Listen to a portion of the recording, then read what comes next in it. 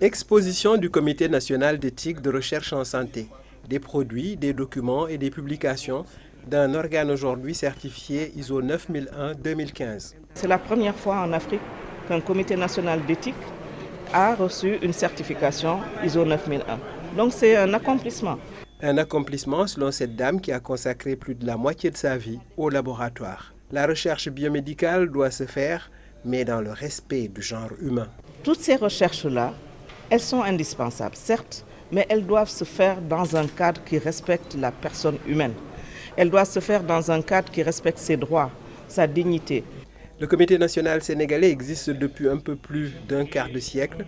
Progressivement, ses moyens ont été renforcés. Le ministère a mis en place depuis 1997 un comité national d'éthique pour la recherche en santé qui a vu ses compétences, ses prérogatives renforcées à partir de 2009.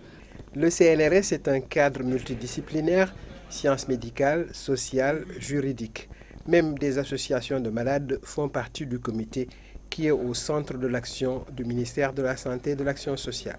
Depuis sa création, le CNRS a été de tous les combats à côté du ministère de la Santé et de l'Action sociale au cours de l'épidémie Ebola, de la pandémie de coronavirus et à l'occasion de toutes les recherches à grand enjeu.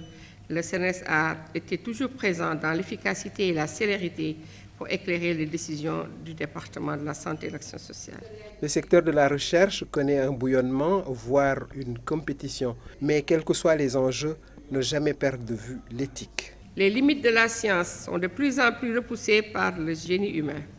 Toutefois, il convient d'appeler la conscience humaine à ne pas détruire l'essence de la vie sur Terre. Science sans conscience n'est que ruine de l'âme, disait Rabelais. Des propos pleins de sagesse dans un monde où l'appât du gain ou de la célébrité pousse à jouer aux apprentis sorciers, allant jusqu'à tripatouiller génétiquement des organismes. Ne jamais oublier l'aspect de la sacralité humaine.